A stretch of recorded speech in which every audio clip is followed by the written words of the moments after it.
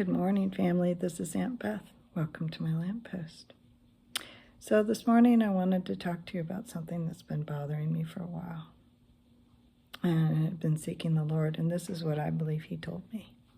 And I hope it encourages you. When you think about the end times coming, rough waters, there can be a lot of fear. Like, how surgical is this discipline going to be? Am I going to be caught up in some collateral damage? You know, I didn't do anything wrong. Why am I being punished? So, especially when you read the book of Revelation and the prophetic words in the Old Testament about what's coming, it can be kind of scary. So, talking to the Lord about this, and I believe that He has given me a couple words for me, and I hope that they encourage you. First of all, there's two types of violence, judgment coming. One is the Lord, and one is man's response, anger, lashing out. So, but in all these cases,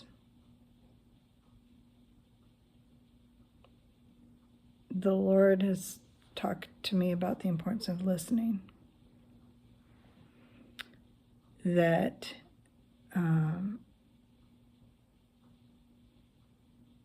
He, and the purpose of judgment is to purify His name, because His name has been dragged through the mud lately.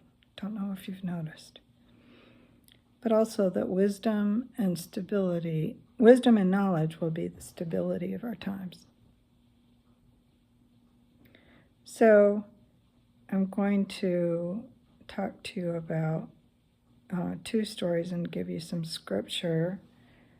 And the scriptures that I mention, I'll put when you click on the word more. One, God, His protection, things, discipline. There is a scripture and promise in Isaiah chapter 33, verses 15 and 16, that the people that walk righteously,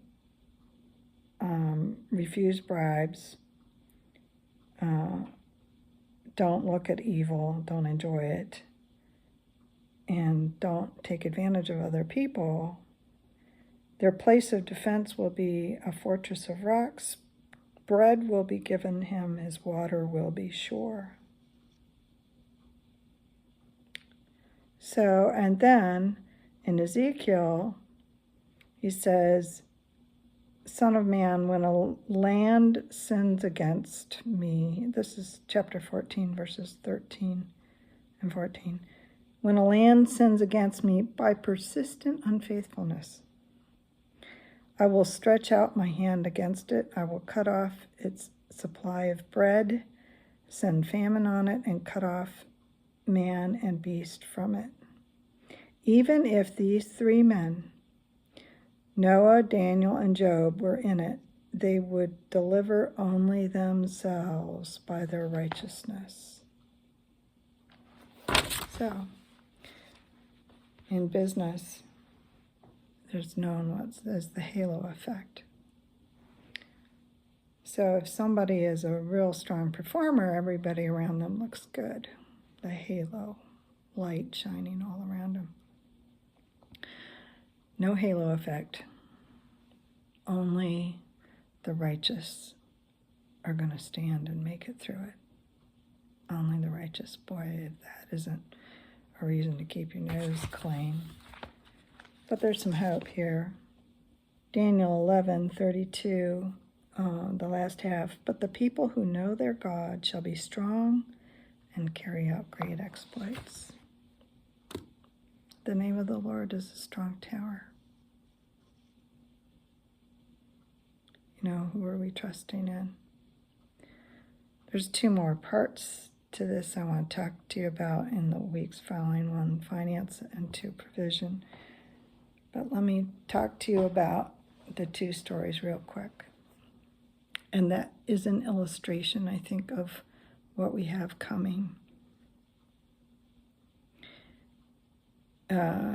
Years ago, I went to the fair, and only one time, because my mom hated it, and just hated it. So my dad happened to be home, and we went to the fair. And this is talking about God's judgment and how we'll walk through it. And they had this spider ride, you know, whatever. And you can't, there was this metal ball with seats in it and a steering wheel. And you were locked inside this metal ball, and everything's spinning all around. And then they let you out. And of course, you're strapped in. And there's this steering wheel. So me and my middle sister went in one, and my dad went with my baby sister, who was very young. I'm not sure her feet could even touch the ground in this ride. But so we're spinning all around.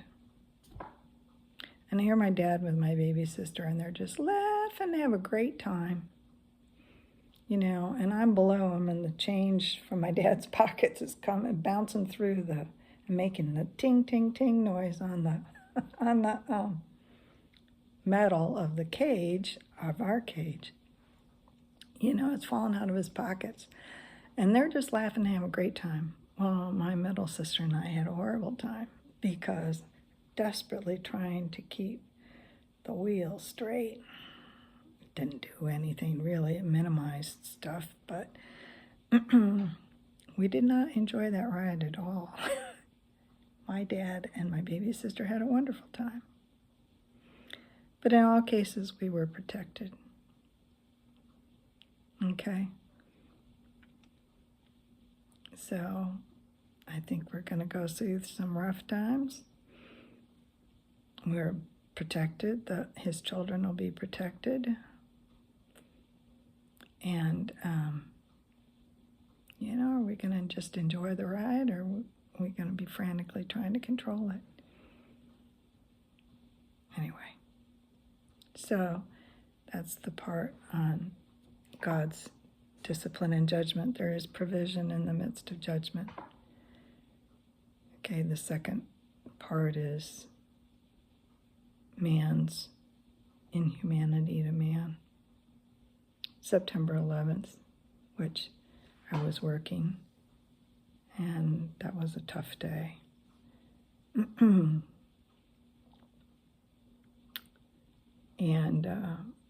because I work for a defense contractor, and at one point in time they thought there would be like 50 planes up in the air, and the company I worked for was near a major airport. We were evacuated. And I remember how quiet it was and how beautifully blue the sky was. Not a cloud in the sky. Anyway, for the people in New York City and D.C., it was a very painful day, and the people on Flight 97 in Pennsylvania, where the plane crashed, had that, the towers in New York, or the World Trade Center, if the planes had come a half hour later, you know, it would have been, instead of almost 3,000 people who died, there would be over 50,000 people. Collateral damage from man's inhumanity to man.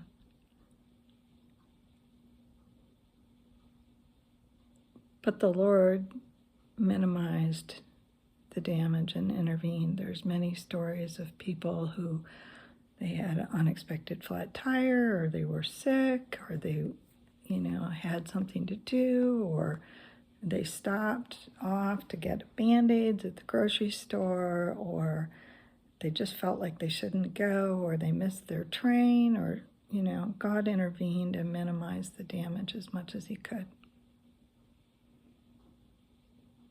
We are the plantings of the Lord.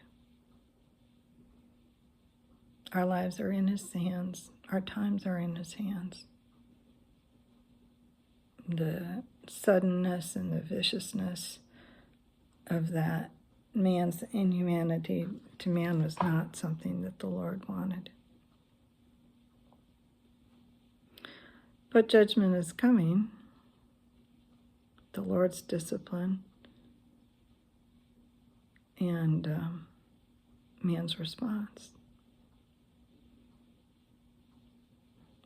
But I want to encourage you that the Lord has a path through. We're protected in the sense of that spider ride at the fair. And precious in the eyes of the Lord is the death of his saints. Means he does not want it to happen. So, we have some rough times coming, but our job is to keep our nose clean in the sense of the promises in Isaiah and Ezekiel that there is protection. But in the midst of it, I think our response needs to be the same as the 3 children in the furnace, Nebuchadnezzar. God can deliver us, but whether he will or whether he won't, we won't cave. So let's stand strong. Let's run our race with joy.